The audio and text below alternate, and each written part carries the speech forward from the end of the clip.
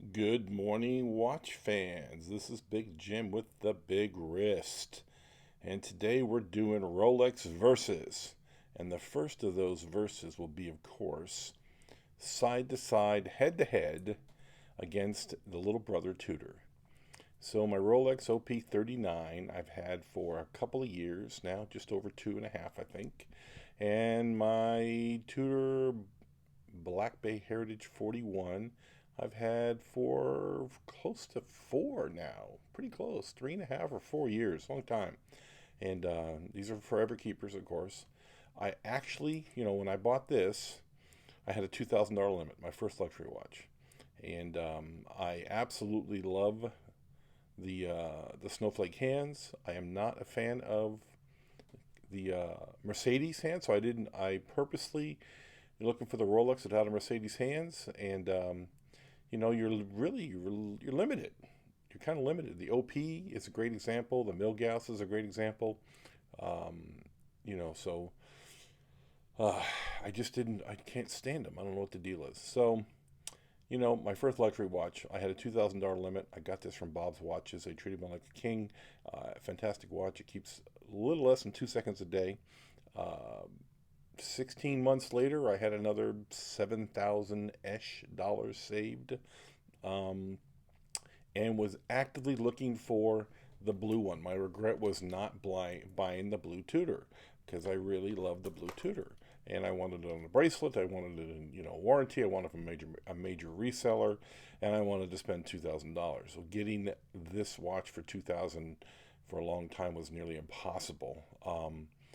But it turned up on a website for, I want to say it was Watchbox or WatchMax, one or the other. One or the other. Watchbox or WatchMax. I was getting confused. Turned up for $2,000 with a scratch in the bezel, and I took it. I snatched it up, and it showed up with this brilliant blue Everest strap, and I happened to have an extra Tudor deployment, and it fit. So it has been on this for over 2 years now. It hasn't moved. Um, so I'm glad I finally got it. And, dial to dial, blue to blue, that's a great head to head. The Rolex has a deeper blue and a nice sunburst. The Tudor has a flatter blue. The Tudor has a slightly larger bezel. The Tudor's 41. The Rolex is 39. And it's a true 39. It's like 38.8 or something. So call it 39. So blue to blue, uh, you know, the day after I bought this, the day after I was still, of course, I'm a watch addict. I was on the web and I saw the Rolex pop up for 5,500 from Watchbox. I'm sure it was Watchbox now, and I had a coupon for $250. TGV used to work for them. He's a watch guy here. Everybody knows him.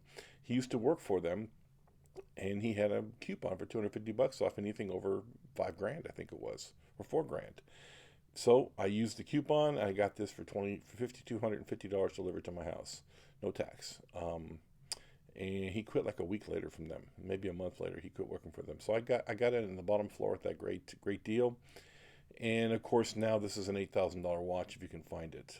There's quite a few of them for sale, but I got in there. I got it used in perfect condition. It wasn't a mark on it for $5,250 delivered. Was this a good value compared to the $2,000 Tudor? They both get a lot of wear. The Tudor has a better crown, in my opinion. The Rolex is a better looking watch, no doubt about it. The Tudor has better lume. The bracelet, it's not even a fair comparison. The Rolex bracelet is amazing. If you compare the two here, because this is the same bracelet on all the Tudor Black Bay Heritage 41s. This is the same bracelet, and the Rolex is finer.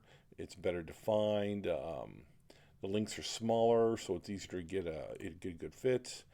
The clasps, this is a friction fit tilt clasp doohickey thing. It moves a little bit right there, and it provides unbelievable security.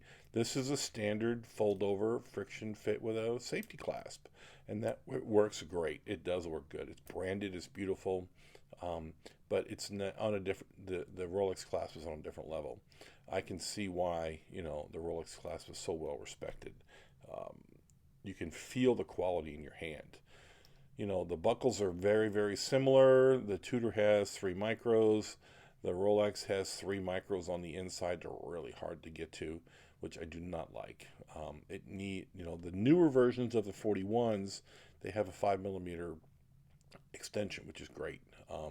This did not fit my wrist. I had to buy 3 links for it, and then I lost weight and took one of them out. This one, of course, I had to take a link out. It's enormous. It'll fit 8.5 inches. So, finishing wise, they're very equal. This watch is actually older, but the Rolex gets a lot of wrist time. You can see a lot of wear and tear on the bracelet, but it's held up beautifully. Like I said, this one came in the box perfect. This one came in the box perfect. So all the wear and tear is, from my personal usage. So, Rolex versus Tudor. This is a 2-second watch. This is a 2-second a day watch. The crowns, the Tudor crown is easier to manipulate, plain and simple. It is a true sports watch. The Tudor is a true sports watch. Very good, very, very, very good lume. It is easily some of the brightest lume I've ever seen. It's on par with Seiko and Notice and some other people who have, crazy lume. The Rolex at 39 millimeters, being a simple 3-hander, no date, at this size makes a great dress watch, and I wear it as a dress watch because it's so thin. It is thinner than it is 1 millimeter thinner than the Tudor.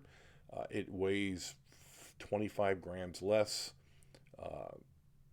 and it makes a great dress watch. And it's my dress watch. When I go to dinner with the wife, someplace fancy, I wear this. Again, I live in Vegas. We have a robbery issue going on here, along with LA and Miami and New York. They seem to have a thing for expensive watches. I am a big giant ex-cop, professional. I was a professional fighter briefly. I've had, way more street fights than I can name as a police officer and just a dumbass kid. And and of course I'm a firearms instructor. I've been around the block a long time. I am not concerned about getting robbed. Honest to God, I'm not. I'm a terrible target. I'm 6.5 feet tall, 350 pounds, and I'm just an unpleasant son of a bitch. So I'm not the guy you want to rob, and I have never been approached by a dangerous person in Las Vegas. I've had drunk, homeless guys run up to me and be stupid, but never anybody who was even remotely a threat. So I don't worry about it. That's just who I am. I'm just wired that way. So lots of former cops, lots of current cops feel the exact same way. We just don't worry about it. It is not our problem. Honest to God. I walk with my wife. I walk with my kids. They're all very attractive, but neither one of them are big jewelry wearers. So, I'm the guy with all the bling. What are you going to do? Not going to sweat it. Really not going to sweat it. And I wear my other watches. So I have 21 watches in the box today. So, but this is Rolex versus Tudor. Nobody's going to recognize you want to wear a luxury watch that has an amazing heritage and fits your wrist. And, Tudor is an amazing, amazing watch. It's a great value at currently this is about $2,500 on a bracelet, black. The blue is about $2,800 on a bracelet, black. That's a little bit under retail. You can still get them in retail if you want to get them brand new from retail. It's fine. The Rolex is about $8,000 to $9,000 because it just is. You can't get one from an AD. You just can't do it unless you know something I don't know.